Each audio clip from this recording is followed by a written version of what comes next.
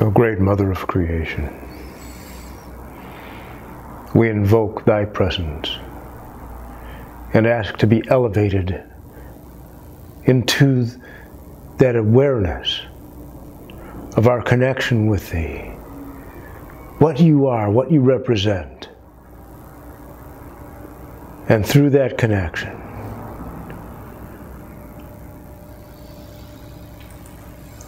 our contact with the whole.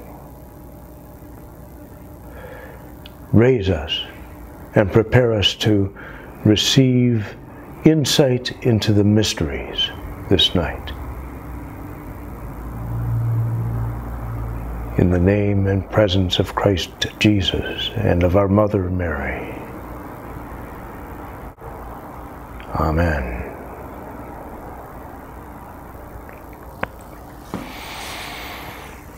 Okay, good evening.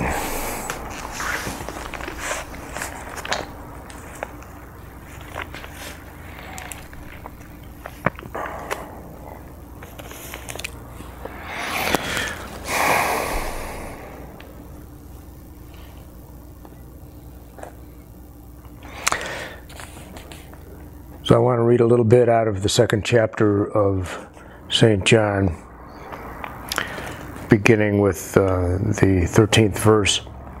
And Jesus went up to Jerusalem and found in the temple those that sold oxen and sheep and doves, and the changers of money sitting. And when he had made a scourge of small cords, he drove them all out of the temple, and the sheep and the oxen, and poured out the changers' money, and overthrew the tables. And said unto them that sold doves, Take these things hence, make not my Father's house an house of merchandise.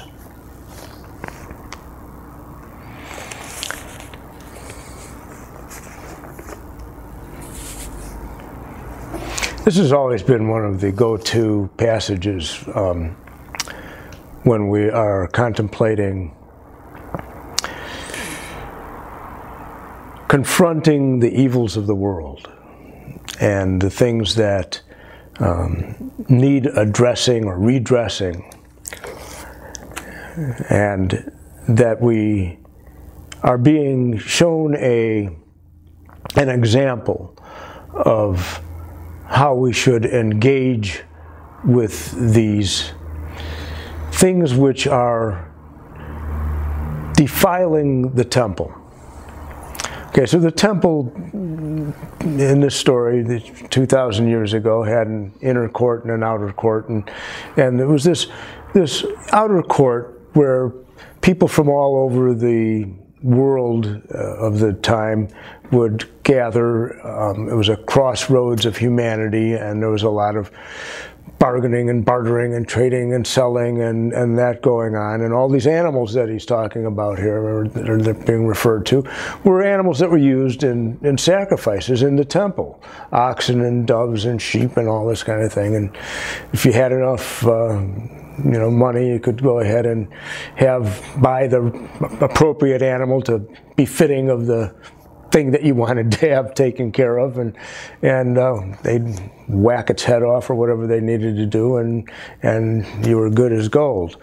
And they had the money changers because you had people with different currencies. Just like right now, if you go into a foreign country, you're going to change your dollar bills for whatever it is. That was the local currency. So that's the kind of thing that was going on there, and so you have this image of this hubbub of humanity going on, and jostling, and people shouting, "I got a better deal over here. My ox is, healthier than his ox. He'll go down better when you kill him," and whatever. So.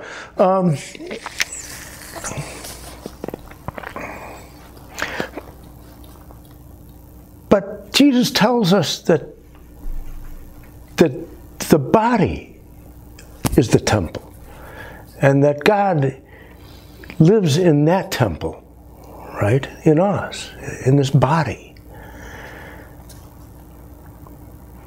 And in a way, we've taken this story in the same way that most stories that we encounter in the Bible are taken, and that is in its most superficial external definition and approach.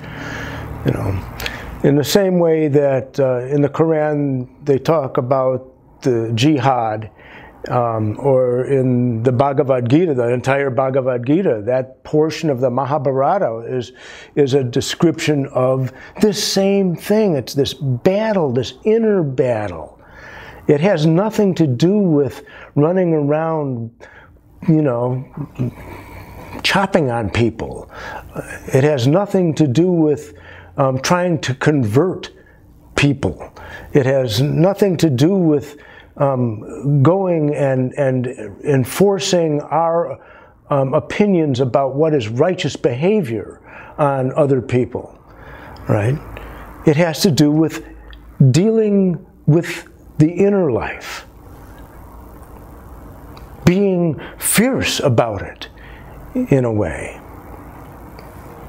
But even that is misunderstood, because when we go into our contemplative life and our life of meditation, and we start to open up to that great storehouse of emotion and of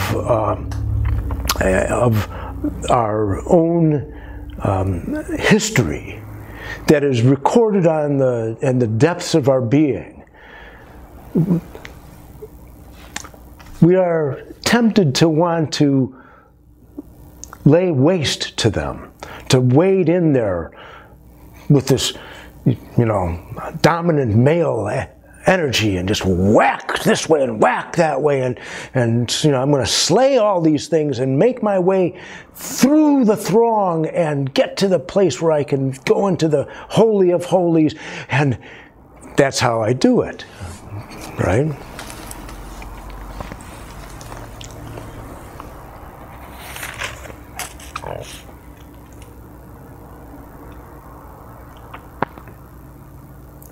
In Matthew 5,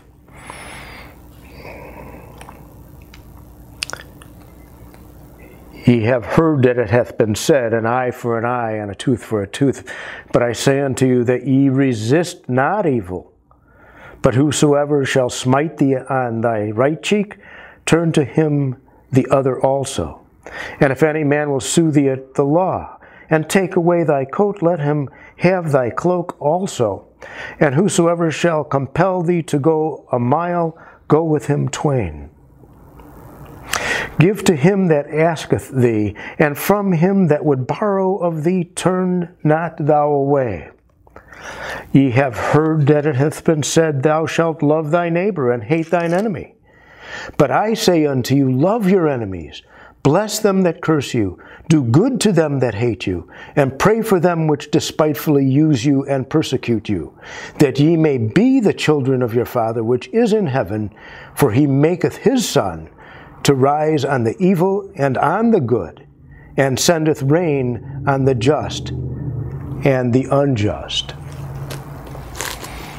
This doesn't sound like the same teaching.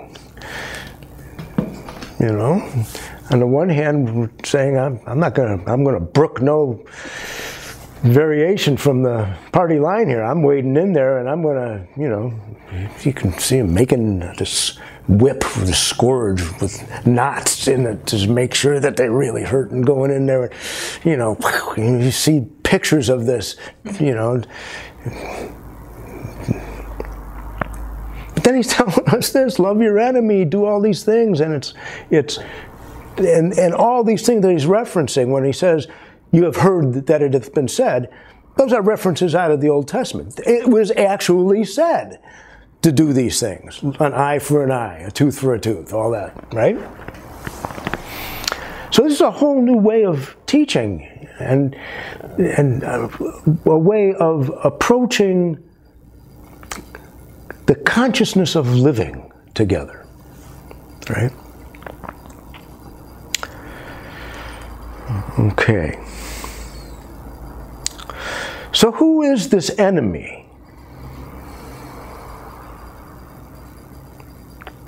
that we're going to love? that we need to love? Who is that enemy?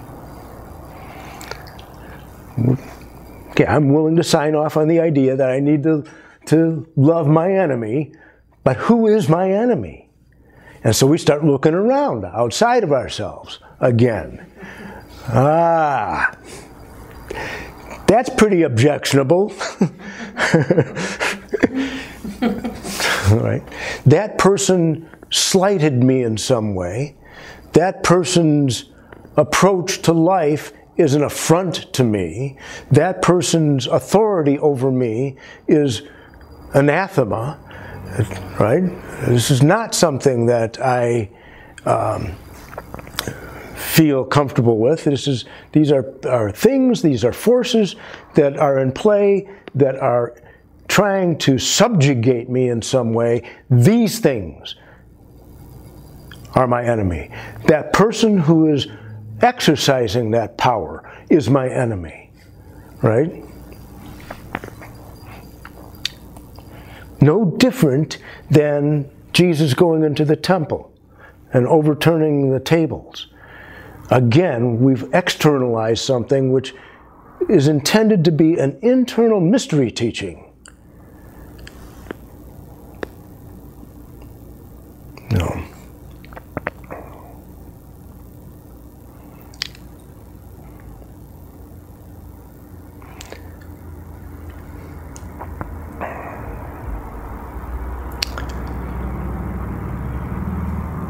And Christianity doesn't have a corner on the market with this kind of a thing of making the esoteric exoteric, right? All the religions of the world have done so and continue to do so. Wars are fought over these things and have been historically, right?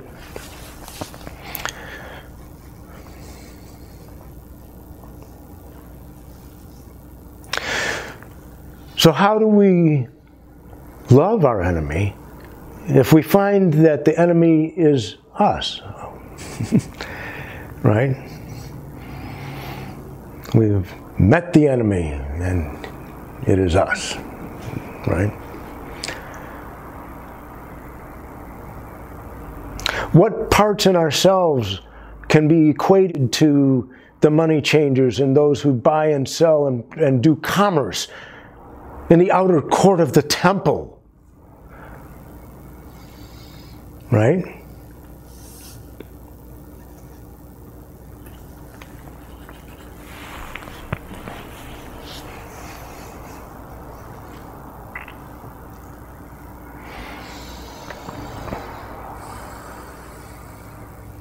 These are topics not for me to answer, but questions to raise, to take into our contemplations and our meditations, and to ask the divine mind in which we are immersed for edification. That we not just pick the low-hanging fruit of the obvious. You know? That's been done to death. Right?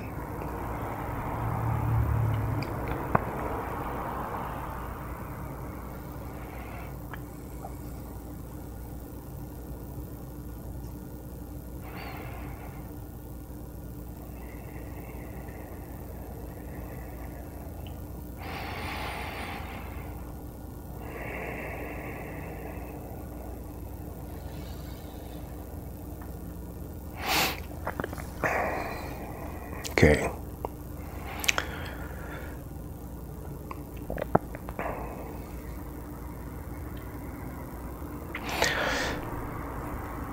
So the Master was laying out these examples of how to love our enemy, and if somebody sues you, give more than they asked for, and if he wants to force you to walk a mile with him, go 2, and this kind of thing. And I don't know that that's to be taken literally or not. I suppose if somebody's, going to hold me up sometime, I'll deal with it then and figure out how I'm going to respond to it. But I do know that there is a feeling that is engendered when you read that countermands what the old edict was, the law, right? Of the eye for an eye, a tooth for a tooth, exact vengeance, right? That whole feeling of non-resistance, resist not evil, he said, right? And it's that feeling that we want to get in touch with. That fluid, yielding feeling.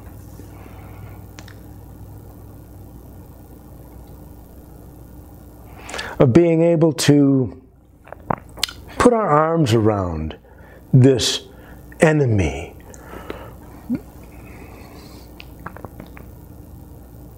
and hold tight in an embrace of love and compassion and caring until whatever hardness is gone, until our heart has melted and we feel that we take that breath and flow into the other and they into us.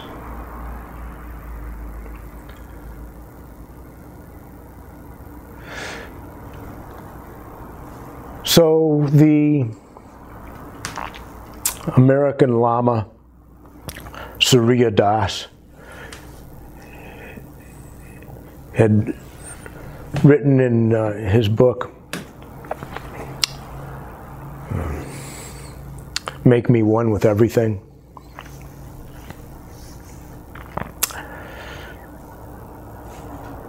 about this process that we're talking about and how to go about it, a little bit about how to do it. And he calls it hoovering, and hoover as in a vacuum cleaner, right?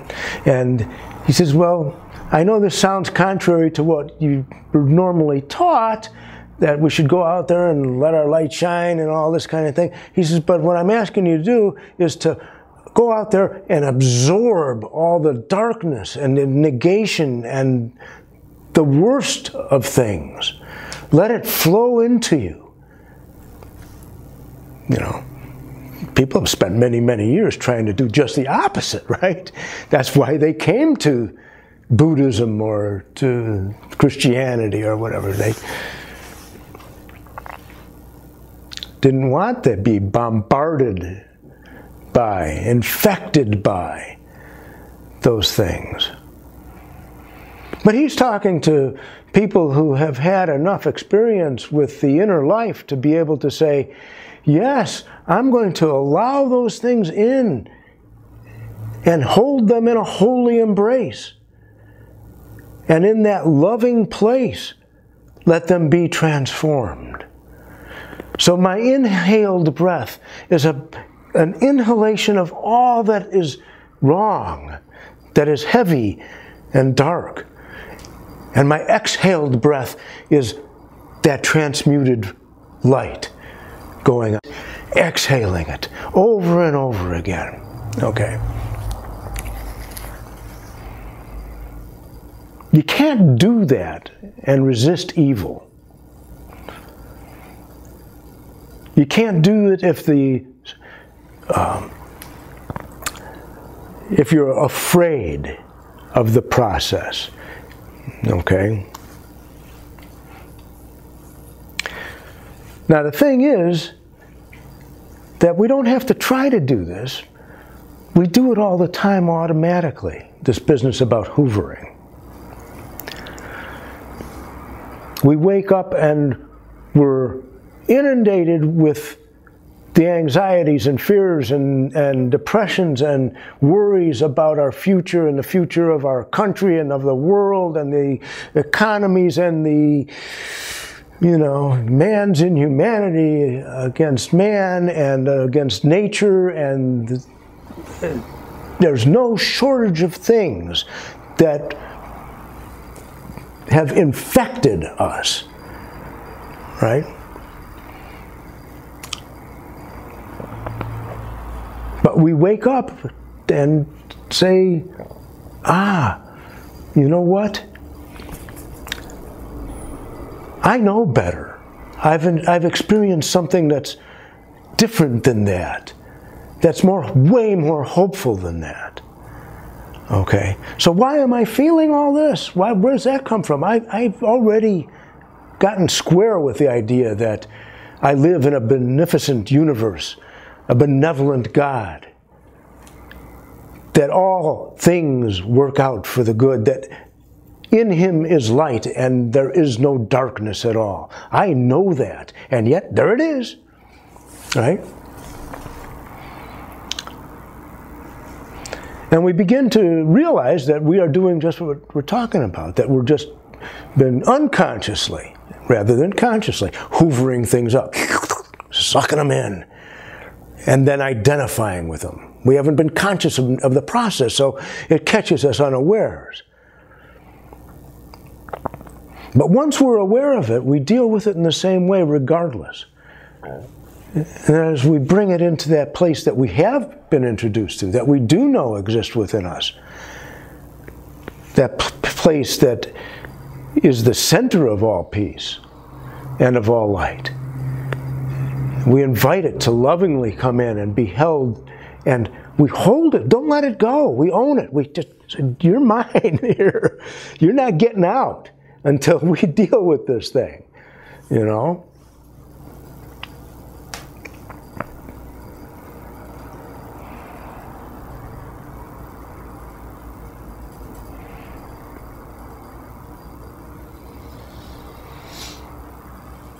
And there's this moment that happens. And I know you've all felt that, right? It's that moment when all of a sudden, this letdown happens, this relax, this wave washes through you, and all is right with the world again, right?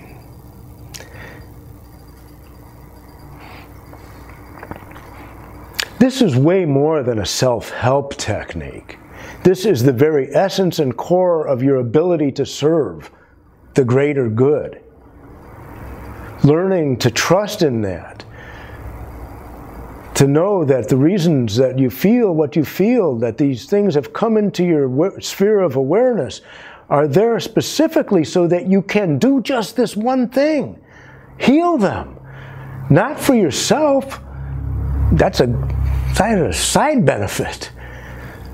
But the moment that happens, when that transmutation takes place and it shifts from this place of tension and anxiety and worry and fear and melts and all is good again, you've done it for the world. Because you're not disconnected from the world. We share one mind.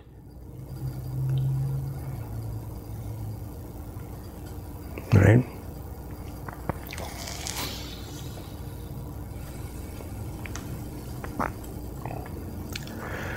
If we practice that, if we get comfortable and familiar and confident in that process, then, and only then, I believe, can we really feel that next step, if there's one to be taken, which is to go forth and do something in the physical world to address those wrongs. Because then we're not coming from a place of reaction. We're coming from a place of action. Because the self acts, it does not react. And so if we are knee-jerk reacting to the events around us, then we're doing nothing other than an eye for an eye, a tooth for a tooth. Meeting force with force and negativity with negativity.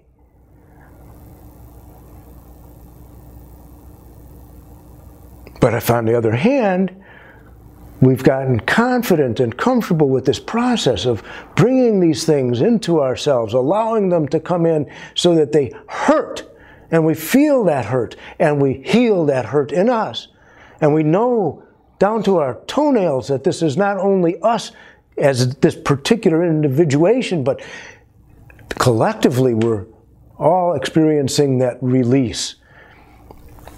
Then, if we're moved to carry a sign, to march in protest, to raise our voice in support of a better way, to point a finger at the iniquities in the world and to call them out, then we're becoming co-workers in the vineyard.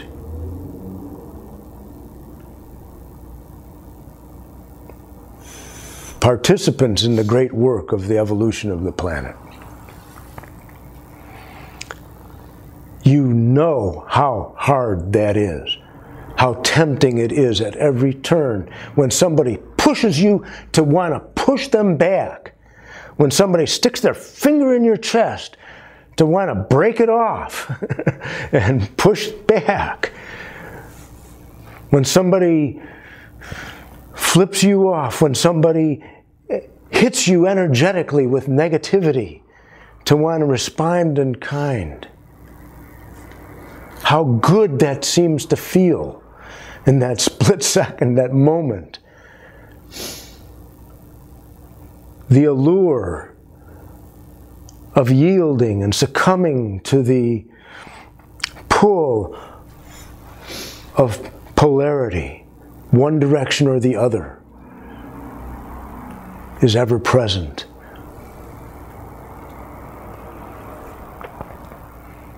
And the work that we have to perform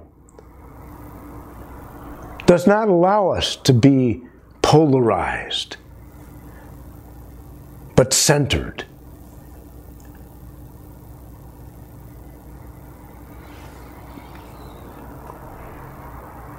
So my